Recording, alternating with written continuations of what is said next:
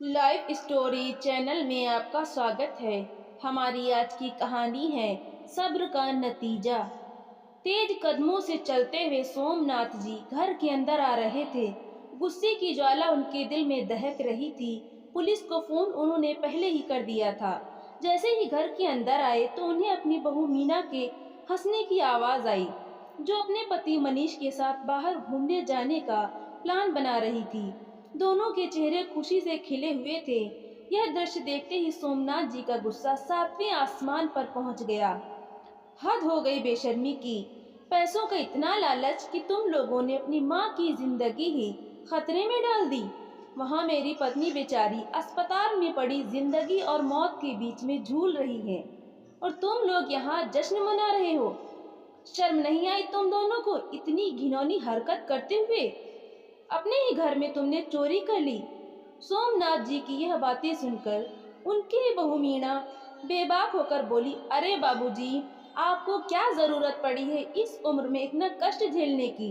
आप दोनों की अब उम्र हो चली है, और आप इस उम्र में उन पर इतना पैसा पानी की तरह बहाए जा रहे हैं। माँ जी को उनकी हालत पर छोड़ दीजिए और चैन से रहिए, और हमें भी चैन से जीने दीजिए। इतना सुनते ही सोमनाथ जी आग बबूला हो गए, और उन्होंने एक जोर का तमाचा अपनी बहू के गाल पर जड़ दिया। बाबूजी, आपकी हिम्मत कैसे हुई मेरी पत्नी पर हाथ उठाने की? तभी एक और झन्नाटेदार थप्पड़ की आवाज से पूरा घर गूंज उठा, और मनीष अपने गाल पर हाथ रखकर चुपचाप खड़ा हो गया। फिर सोमनाथ जी बोले, क्या इसी दिन के लिए मैंने तुझे पढ़ा लिखा कर बड़ा किया था कि तू अपने माँ बाप को ही खून के आंसू रुलाए? उसी समय दो पुलिस वाले भी घर के अंदर आए। उन्हें देखते ही मनीष और मीणा के पसीने ही छूट गए, और सोमनाथ जी बोले, इंस्पेक्टर साहब, गिरफ्तार कर लीजिए इन दोनों को।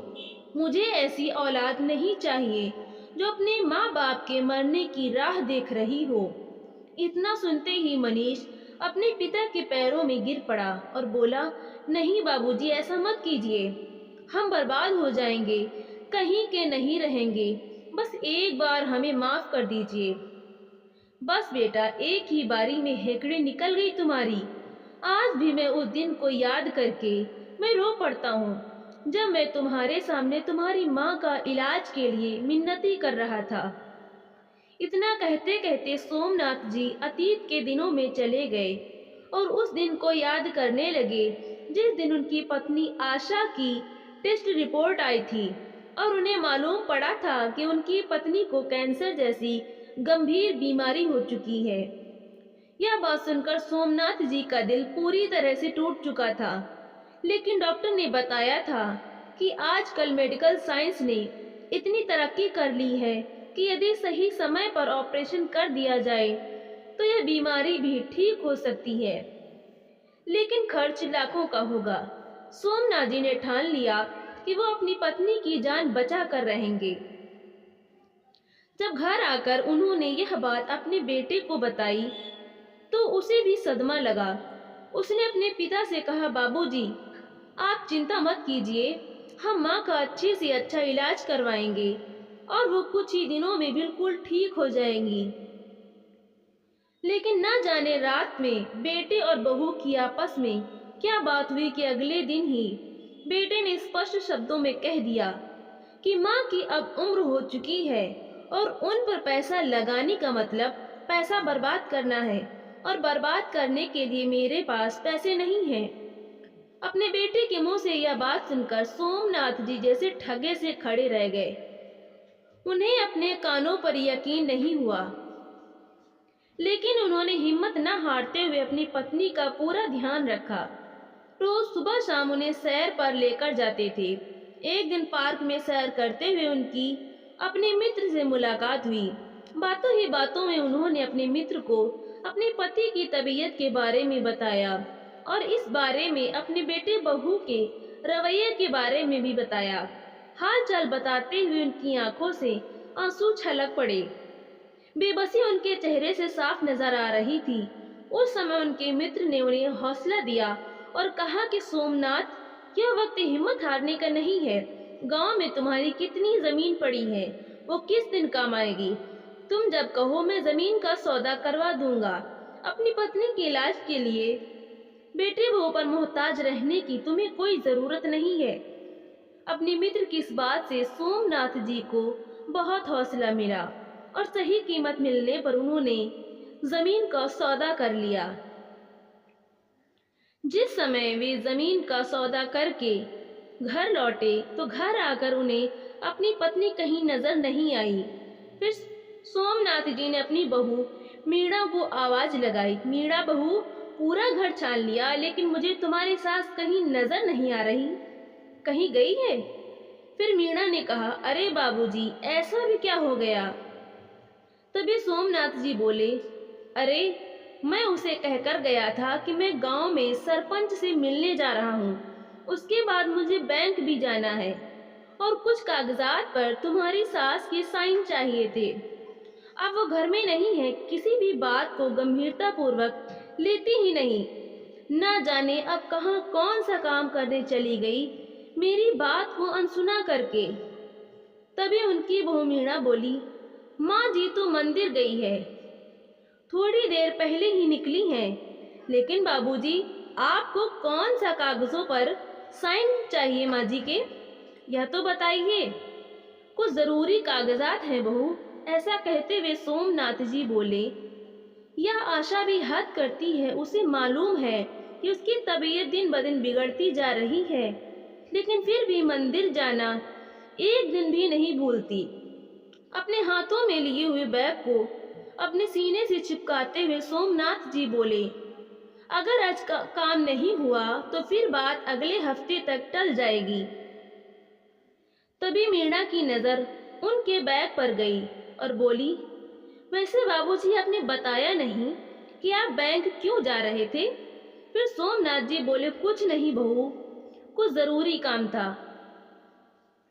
तभी दरवाजे पर कोरियर आया तो मीणा कोरियर लेने चली गई, परंतु सारे काम करते हुए भी उसका ध्यान अपने ससुर के बैग पर बराबर बना हुआ था।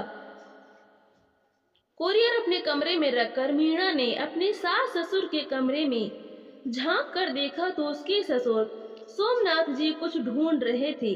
उनके चेहरे पर परेशानी दिख रही थी। मीणा बिना दस्तक के ही कमरे में घुस गई और बोली, देखिए ना बाबूजी, सासू माँ को अपनी तबीयत की चिंता ही नहीं है, अभी तक नहीं आई मंदिर से। बहू की आवाज सुनते ही सोमनाथ जी ठिठक गए और उनके हाथ से वो बैग नीचे गिर गया। जैसे ही बैग गिरा, उसमें से 500 रुपए के नोटों के बंडल निकलकर फर्श पर गिर गए। पैसों की गड्डियां देखते ही मीणा की आंखें खुली की खुली रह गईं। इतने सारे पैसे, मीणा के मुंह से अचानक निकला और फिर सामान्य होती हुई बोली, वैसे बाबूजी, इतना सारा पैसा कहाँ से आया, ये किसके पैसे हैं। तो सोमनाथ जी ने जल्दी से उन पैसों को उठाकर अपने बैग में डाला और उसे बंद करते हुए बोले, वो बहू, हमारे गांव वाली जो जमीन थी ना, उसी को बेचने के लिए मैं सरपंच के पास गया था। अब वो जमीन बिक गई है तो कुछ पैसे मिल गए हैं। इन्हीं पैसों को जमा करवाने के लिए मुझे बैंक जाना था, लेकिन अलमारी की चाबी मुझे कहीं मिल नहीं रही है। लगता है तुम्हारी सास के पास होगी। उधर मीणा की आंखों में तो अभी तक नोटों की गड्डियों की तस्वीर नाच रही थी। वो बोली, बाबूजी देखो ना, माँ जी तो अभी तक आई नहीं, अब आप कब तक इसे हाथ में रखेंगे। हाँ बहू, यही तो मैंने सोचा था कि इन पैसों को तुरंत बैंक में जमा करवा दूंगा, क्योंकि अगले हफ्ते आशा को अस्पताल में भी तो दिखाना है। अब तो डॉक्टर ने भी कह दिया है कि अगर जल्द से जल्द ऑपरेशन ना करवाया गया तो मामला हाथ से निकल जाएगा। तभी मीणा बोली, बाबूजी, वो सब तो ठीक है, लेकिन इन पैसों को कहाँ संभाल कर रखेंगे। बहू, जब तक आशा नहीं आती तब तक मैं इसी कमरे में बैठा हूँ और मैं कर भी क्या सकता हूँ। फिर मीणा कहने लगी, अरे बाबूजी, आप मुझ पर इतना भी विश्वास नहीं करते। आप मुझे दीजिए, यह पैसे मैं अलमारी में रख देती हूँ, और यदि विश्वास नहीं है तो अलमारी की चाबी भी लाकर आपको दे देती हूँ। फिर सोमनाथ जी बोले, अरे नहीं बहू, यह तुम कैसी बातें कर रही हो? तुम हमारी बहू हो, तुम पर विश्वास नहीं करेंगे तो किस पर करेंगे? ठीक है, जब तक आशा नहीं आती तब तक इसे तुम अपने पास रखो। इतना सुनते ही मीरा के चेहरे पर ऐसी खुशी आ गई मानो वो इसी वक्त का कब से इंतजार कर रही थी। मुस्कुराती हुई मीरा उस बैग को लेकर अपने कमरे में चली गई। कमरे में जाते ही सबसे पहले उसने पैसों पर एक नजर दौड़ाई, लेकिन उसकी आंखें फटी की फटी रह गईं जब उसने देखा कि बैग में पूरे 10 लाख रुपए थे। तो अपनी चालाकी दिखाते हुए उसने उसमें से 2 लाख रुपया निकाल कर अलग रख दिए और बाकी के पैसे बैग में वापस डालकर अलमारी में रख दिए। थोड़ी देर में ही उसकी सास आशा जी आ गई तो मीरा बोली, माँ जी, इतना भी कोई समय लगाता है क्या मंदिर में? अरे नहीं बहू, रास्ते में ही मेरी सहेली मिल गई थी तो हाल चाल पूछने बताने में थोड़ा समय लग गया। अच्छा एक बात बताओ, तुम्हारे ससुर जी आए हैं क्या? हाँ माँ जी, आपको ही कब से ढूंढ रहे थे, अभी अभी बाहर निकले हैं। आप एक काम कीजिए, यह लीजिए मेरी अलमारी की चाबी। मेरी अलमारी में ससुर जी ने अपना बैग रखा है, आप ले जाकर अपनी अलमारी में रख लीजिए। वो क्या है ना, ढेर सारे पैसे हैं, कल कोई इधर उधर हो गए तो आप सब तो मेरा ही नाम लगाएंगे, क्योंकि ससुराल में सबसे पहले शक तो बहू पर ही जाता है। फिर आशा जी बोली, ऐसा नहीं है बहू, हमने तो तुम्हें हमेशा अपनी बेटी माना है। अगर छोटी मोटी कोई बात होती भी है तो उसे दिल से लगा कर नहीं रखना चाहिए। मैं बैग निकाल लेती हूँ। ऐसा कहते हुए आशा जी बहू के कमरे में जाने लगी तो अचानक उनका दिमाग ठनका कि आज तक जो बहू अपने कमरे का दरवाजा तक भी बंद रखती थी, उस बहू ने उन्हें अपनी अलमारी की चाबी कैसे दे दी। लेकिन फिर इस विचार को रफा दफा करते हुए वह बहू के कमरे में गई और अलमारी खोलकर अपने पति का बैग निकाल कर ले आई और अपने कमरे की अलमारी में रख दिया। उसी समय सोमनाथ जी आए और बोले, हद करती हो आशा, तुम भी, मैंने तुमसे कहा था कि जब मैं आऊंगा तो तुम घर पर रहना, लेकिन तुम मेरी बात सुनती ही कहाँ हो। पति की बात सुनकर आशा दी बोली, अरे जिस काम के लिए आप मुझे ढूंढ रहे थे वो काम तो मैं पहले ही कर चुकी हूँ। तभी सोमनाथ जी ने कहा, कौन सा काम? फिर आशा जी बोली, अरे जो बैग आपने बहू को दिया था मैंने अलमारी में रख दिया है, और देखिए ताला लगाकर चाबी भी अपने पास रखी है। वो तो ठीक है, लेकिन तुमने बैग चेक कर लिया था ना? ठीक से तो रखा है ना? हाँ, पूरा बैग उठाकर अंदर रखा है। आप मुझे बुद्धू समझते होंगे, लेकिन आपकी आशा इतनी बुद्धू है नहीं। अरे नहीं आशा, तुम बस जरूरत से ज्यादा सीधी हो, किसी पर भी भरोसा कर लेती हो ना। लेकिन यह दुनिया बहुत बुरी है, अब दूर क्यों जाना, अपने घर में ही देख लो। मौका मिलने पर हमारा अपना बेटा भी हमें छलते समय नहीं सोचेगा। अरे आप भी ना, इतना मत सोचा कीजिए, मुझे तो आपकी ही चिंता लगी रहती है। कल को अगर मुझे कुछ हो गया तो आपका ख्याल कौन रखेगा? एक पल को भी यह बात अपने मुंह पर मत लाना। आशा जी के मुंह पर हाथ रखते हुए सोमनाथ जी बोले, मैंने सभी रिश्ते आजमा लिए हैं कि कौन अपना है और कौन बेगाना।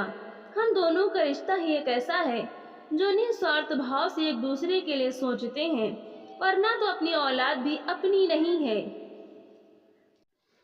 अजी, आप अपने बेटे के खिलाफ मन में जहर मत रखिए। अब वो शादीशुदा है, उसकी पत्नी की जिम्मेदारी भी उस पर है, और बहू की तो आए दिन कोई न कोई मांग चलती रहती है। अब वो उसके शौक पूरे करेगा या अपने माँ बाप को देखेगा? अजी छोड़िए ना इन बातों को, मैं चाय बनाती हूँ, बैठकर चाय पीते हैं। दरअसल सोमनाथ जी अपनी पत्नी आशा की बीमारी को लेकर बहुत परेशान रहते थे, और आशा जी की बीमारी का इलाज बहुत महंगा था। जो केवल शहर के सबसे बड़े अस्पताल में ही संभव था। अगले दिन उन्होंने अपनी पत्नी के ऑपरेशन के लिए तारीख ले ली। उस समय उनका बेटा मनीष दूसरे शहर गया हुआ था। 2 दिन बाद जब वो लौट कर आया तो मीणा ने तुरंत उसके कान भर दिए। वह गुस्से से भड़कता हुआ बाहर निकला और बोला, बाबूजी, यह सब क्या लगा रखा है आपने? तभी सोमनाथ जी अपनी सोच की मुद्रा से बाहर आते हुए बोले, किस बारे में बात कर रहे हो बेटा? मैं कुछ समझा नहीं। इतने भी नासमझ मत बनिए बाबूजी, आपको अच्छे से पता है मैं माँ के विषय में बात कर रहा हूँ। क्यों बेटा? उस बेचारी ने तुम्हारा क्या बिगाड़ दिया? वो तो स्वयं कैंसर से जूझ रही है। हाँ, मैं सब जानता हूँ, लेकिन आपको शायद समझ नहीं आ रहा। पहले ही माँ के इलाज के लिए आप गहने बेच चुके हैं और अब अपने गांव की जमीन भी बेच दी और मुझसे पूछना तक भी जरूरी नहीं समझा। मेरी सलाह भी आपके लिए कोई मायने नहीं रखती। फिर सोमनाथ जी बोले, अच्छा हुआ जो तुम्हारे सूत्रधारों ने तुम तक खबर पहुंचा दी। अब क्या करूं बेटा, तूने तो अपनी माँ को मरने के लिए छोड़ दिया है। उसकी तो चिंता है नहीं तुझे, दिन रात अपनी पत्नी की फरमाइशें पूरी करने में लगा हुआ है। तभी मनीष बोला, मुझे समझ नहीं आता, आखिर आपको हुआ क्या है? मैं क्या आप लोगों का दुश्मन हूँ? लेकिन बेटा, तुम्हारी हरकतों से यह भी नहीं लगता कि तुम्हें अपनी माँ की चिंता है। 1 महीना पहले तुमने 10 लाख की कार खरीदी है और अभी कुछ दिनों पहले की ही बात है जब तुमने बहू को सोने का हार खरीद कर दिया है। अपने और अपनी पत्नी के शौक पूरे करने के लिए तुम लाखों रुपए खर्च कर सकते हो, लेकिन अपनी माँ के इलाज के लिए नहीं। और रही उस जमीन की बात, तो वो जमीन मैंने अपने खून पसीने से कमाए हुए पैसे से खरीदी थी, और अगर बेच दी तो इसमें मुझे तुमसे पूछने की क्या जरूरत थी? लेकिन बाबूजी, मेरा भी अपना परिवार है, मेरी बीवी बच्चे का कुछ तो सोचिए। आप तो हमें कंगाल करते चले जा रहे हैं। फिर सोमनाथ जी गुस्से में बोले, बेटा, क्या बोला तूने? बीवी बच्चे? तुझे इस दुनिया में लाने वाला कौन है? तेरी माँ। मेरी आशा, जिस दिन तुझे बुखार होता या तू बीमार हो जाता तो हम दोनों में से कोई खाना नहीं खाता था। पूरी पूरी रात जागकर तेरी माँ तेरा ख्याल रखती थी, फिर भी उसके चेहरे पर शिकन तक नहीं आती थी। दिन रात तेरी नजरें उतारती थी। बस बाबूजी, इन सब फालतू की बातों में मेरा समय खराब मत कीजिए। कौन सा एहसान कर दिया था आपने मुझ पर? हर माँ बाप अपने बच्चों के लिए करते हैं। तभी सोमनाथ जी आंखों के कोरों से आंसू पोंछते हुए कपकपाती आवाज में बोले, खबरदार, अब एक शब्द भी आगे बोला तो परसों मैं तुम्हारी माँ के इलाज के लिए उसे अस्पताल लेकर जा रहा हूँ और इस बारे में मुझे किसी की राय नहीं लेनी है। अपने पिता की यह बातें सुनकर मनीष थोड़ी विनम्रता दिखाते हुए बोला, अरे बाबूजी, ऐसी बात नहीं है, लेकिन अगर माँ के इलाज से कुछ पैसे बचें तो वो हमें दे दीजिएगा।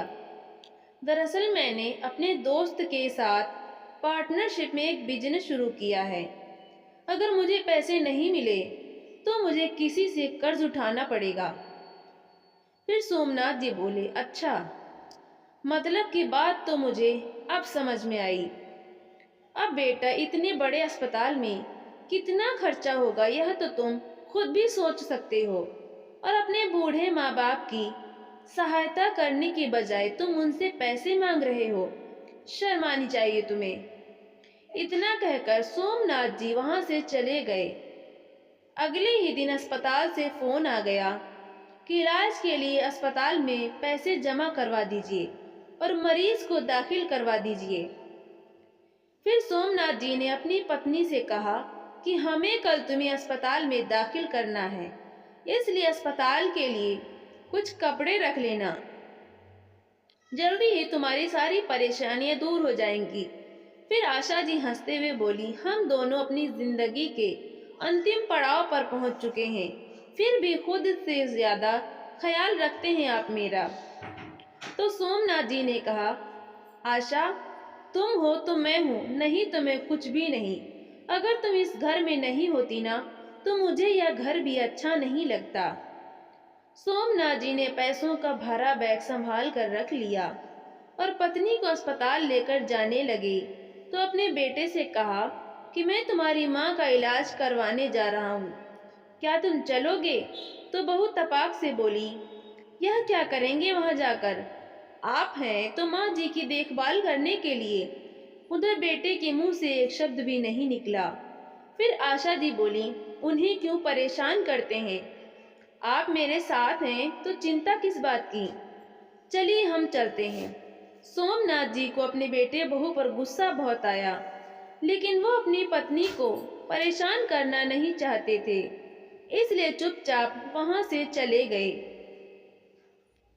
आशा जी को नर्स अंदर लेकर चली गई, जबकि सोमनाथ जी काउंटर पर पैसा जमा करवाने लगे।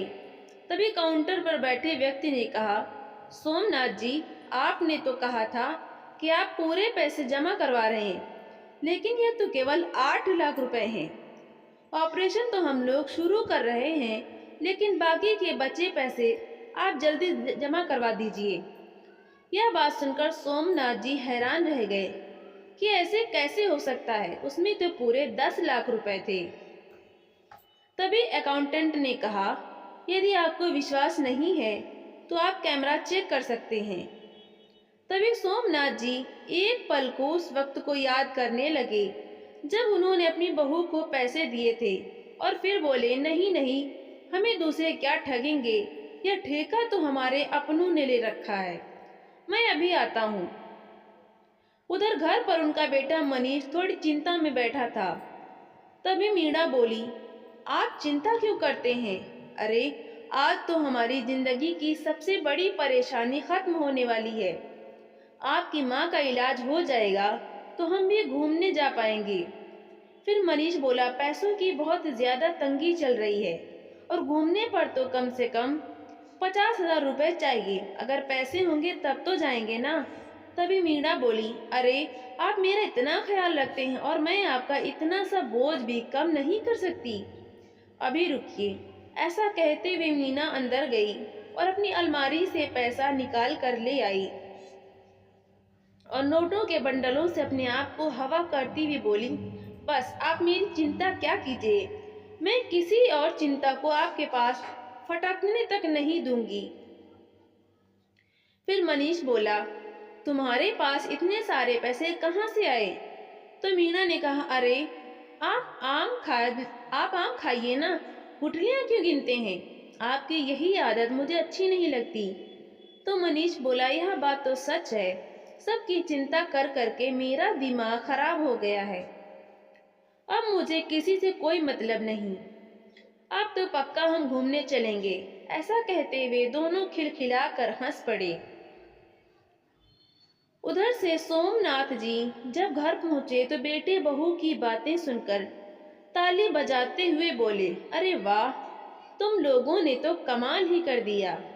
वहां तुम्हारी माँ जिंदगी और मौत से लड़ रही है और तुम दोनों अपने ही घर में पैसा चोरी करके उसी पैसे से घूमने के सपने देख रहे हो। उसी समय अपने पिता के पीछे पुलिस को आया देखकर मनीष और मीणा के पसीने छूट गए। तभी मीणा कांपती हुई आवाज में बोली, यह क्या कह रहे हैं आप बाबूजी? कुछ सोच समझ कर बात कीजिए, मैंने कौन सी चोरी की है? फिर सोमनाथ जी बोले, ज्यादा भोली मत बनो बहू, इतनी भी ना समझ तुम नहीं हो। जिस दिन तुमने मेरे पैसे संभाल कर रखने की बात कही थी, शक तो मुझे तुम पर उसी दिन हुआ था। फिर मैंने सोचा कि तुम्हारी सास भी तो तुम्हारी माँ जैसी ही है, तुम उसे कोई तकलीफ नहीं आने दोगी, उसके साथ कुछ गलत क्यों करोगी? तभी मनीष बोला, बाबूजी, आपको शर्म नहीं आती अपनी बहू पर ऐसा इल्जाम लगाते हुए? आपके पास क्या सबूत है कि पैसे मीणा ने लिए हैं? तो सोमनाथ जी ने तुरंत बता दिया कि मेरे बैग में से 500 रुपए के नोटों के 4 बंडल गायब हैं। और मनीष ने जब मीणा के हाथ में देखा तो उसके हाथ में भी 500 के नोटों के 4 बंडल ही थे। तभी मीणा बोली, अरे बाबूजी, अब आप लोगों की जिंदगी के दिन ही कितने बचे हैं और आप इस उम्र में उन पर इतना पैसा पानी की तरह बहाए जा रहे हैं। माँ जी के इलाज को छोड़िए, खुद भी चैन से रहिए और हमें भी रहने दीजिए। इतना सुनते ही सोमनाथ जी आग बबूला हो गए और उन्होंने एक जोर का तमाचा अपनी बहू के गाल पर जड़ दिया। बाबूजी, आपकी हिम्मत कैसी हुई मेरी पत्नी पर हाथ उठाने की? तभी एक और झन्नाटेदार थप्पड़ की आवाज से पूरा घर गूंज उठा और मनीष अपने गाल पर हाथ रखकर चुपचाप खड़ा हो गया। फिर सोमनाथ जी बोले, क्या इसी दिन के लिए मैंने तुझे पढ़ा लिखा कर बड़ा किया था कि तू अपने माँ बाप को ही खून के आंसू रुलाए? फिर सोमनाथ जी बोले, इंस्पेक्टर साहब, गिरफ्तार कर लीजिए इन दोनों को। मुझे ऐसी औलाद नहीं चाहिए जो अपने माँ बाप के मरने की राह देख रही हो। इतना सुनते ही मनीष अपने पिता के पैरों में गिर पड़ा और बोला, नहीं बाबूजी, ऐसा मत कीजिए, हम बर्बाद हो जाएंगे, हम कहीं के नहीं रहेंगे, बस एक बार हमें माफ कर दीजिए। बेटा, भूलो मत, तुम्हारा बाप हूँ मैं। अगर तुम्हें पढ़ा लिखा कर इस काबिल बना सकता हूँ तो तुम्हें समय आने पर सबक भी सिखा सकता हूँ। और वैसे भी मुझे अपने घर में चोरों की कोई ज़रूरत नहीं है, जो जिस थाली में खाए उसी में छेद करे। दूर हो जाओ मेरी नज़रों से। तभी मनीष अपने पिता के पैर पकड़कर गिड़गिड़ाते हुए कहने लगा, नहीं पिताजी, मुझे माफ़ कर दीजिए। बहुत सारा पैसा लगाकर मैंने नया बिजनेस शुरू किया है। मैं जेल में चला जाऊंगा तो बहुत नुकसान हो जाएगा। इससे पहले कि सोमनाथ जी कुछ कहते, मीणा बोली, अरे ऐसा भी क्या हो गया, हमें फांसी थोड़ी न लग जाएगी। मेरे पापा के पास बहुत पैसा है, वो मुझे एक पल के लिए भी जेल में नहीं रहने देंगे और उसके बाद हम मेरे पापा के साथ ही रहेंगे। तभी मनीष गुस्से में आकर अपनी पत्नी को एक दमदार तमाचा लगाया और बोला, केवल तुम्हारी इन्हीं हरकतों की वजह से आज मुझे यह दिन देखने पड़ रहे हैं और तुम्हारी हरकतों का जिम्मेदार कहीं न कहीं मैं भी हूँ। आज मैं अपने ही घर में चोर बन बैठा हूँ। सोमनाथ जी ने अपने बेटे को अपनी गलती का पश्चाताप करते देख पुलिस को वापस जाने के लिए कह दिया और फिर उन दोनों से बोले, अब तुम अपने झगड़ा सुलझाते रहो, मुझे तो अपनी पत्नी की जान बचानी है। यह पैसा मेरे हवाले करो। तो उनकी बहू मीणा ने एक हाथ से अपने गाल को सहलाते हुए दूसरे हाथ से नोटों के बंडल उठाकर अपने ससुर को वापस कर दिया। जाने से पहले सोमनाथ जी बोले, और हाँ, तुम अपने रहने का इंतजाम ऊपर की मंजिल पर कर लो, क्योंकि अब मैं अपनी पत्नी के साथ शांति से रहना चाहता हूँ और इस बात पर कोई बहस नहीं होगी। मैं नहीं चाहता कि अब मेरी पत्नी कोई और परेशानी झेले। जिस बेटे को अपनी जान लुटा कर भी हमने पाल पोस कर बड़ा किया, उसने ही अपनी माँ के लिए कुछ नहीं किया, तो अब मुझे ही कठोर कदम उठाना पड़ेगा। इतना कहते हुए सोमनाथ जी वहाँ से चले गए। तभी मीणा बोली, यह बात तो गलत है, आपके बाबूजी ऐसा कैसे कर सकते हैं? फिर मनीष ने कहा, चुप हो जाओ, तुम भूल रही हो यह घर उनका है। हमें वैसा ही करना पड़ेगा जैसा वो कहते हैं, वरना अपना सामान उठाओ और जाओ यहाँ से। मैं तो यहीं रहूँगा। करीब एक सप्ताह के बाद आशा जी स्वस्थ होकर घर वापस लौटी। आज उन्हें घर खाली खाली सा लग रहा था। तो जैसे ही उन्होंने इस बारे में अपने पति से पूछा तो उन्होंने बताया, तुम्हारी बहू की इच्छा ऊपर वाली मंजिल में रहने की थी और मैं भी चाहता हूँ कि अब तुम अपने पुराने शौक पूरे करो। तुम्हें छोटे बच्चों को ट्यूशन पढ़ाना बहुत अच्छा लगता था ना, तो अब जल्दी ही मैं इस घर में कोचिंग सेंटर शुरू कर रहा हूँ। बुढ़ापे में हम लोग जितने व्यस्त होंगे उतनी ही चिंताएं हमसे दूर रहेंगी। यह बात सुनकर आशा जी बहुत खुश हो गईं। अब दोनों पति पत्नी अपनी कमाई से अपना खर्चा चला रहे थे। कभी बेटा पैसे से मदद करना चाहता भी तो सोमनाथ जी उसे जवाब देते कि दूध का जला छाछ भी फूंक फूंक कर पीता है। पहले भी मैं सर उठाकर जिया हूँ और आज भी सर उठाकर जीऊंगा। तुम अपनी और अपनी पत्नी की जरूरत को पूरा करो, बस अपनी माँ को कभी दुख मत देना, नहीं तो मैं बर्दाश्त नहीं करूंगा। उस दिन के बाद से उस घटना का जिक्र किसी ने भी आशा जी के सामने नहीं आने दिया।